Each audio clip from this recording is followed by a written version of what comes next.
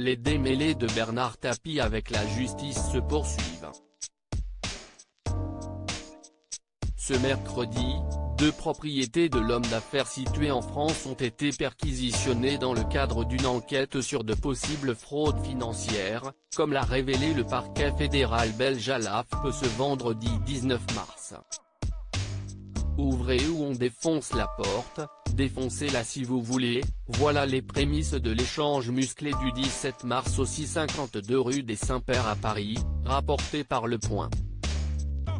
L'hôtel particulier de Bernard Tapie a en effet été perquisitionné par une escouade de policiers français, en présence d'un magistrat et de policiers belges, venus saisir des documents concernant les actifs, la gestion et les comptes de la société de droit luxembourgeoise Rey, filiale du groupe Bernard Tapie.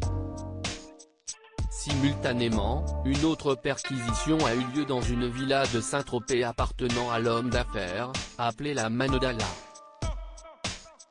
La propriété tropézienne, estimée à une valeur de 60 millions d'euros et dans laquelle Bernard Tapie séjournerait régulièrement, appartient à la compagnie Srey, filiale luxembourgeoise de la société belge GBT Holding détenue par l'ancien ministre.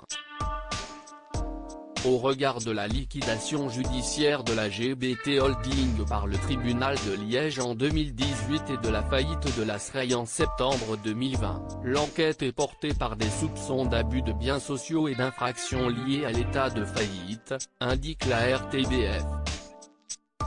Côté 7e arrondissement de Paris, Bernard Tapie, contraint de se rendre à un rendez-vous médical à l'hôpital de la Salpêtrière pour soigner son cancer, laisse à son épouse et à sa fille le soin de renseigner les policiers.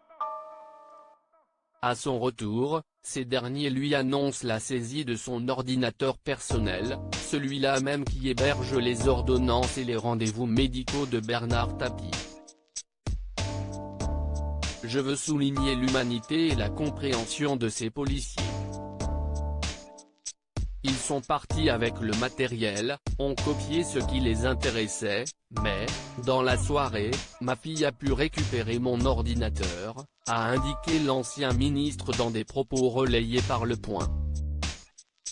Les enquêteurs repartis bredouille malgré des fouilles minutieuses soldées par des saisies de données à Paris et un découpage de coffre-fort au chalumeau dans la villa de Saint-Tropez.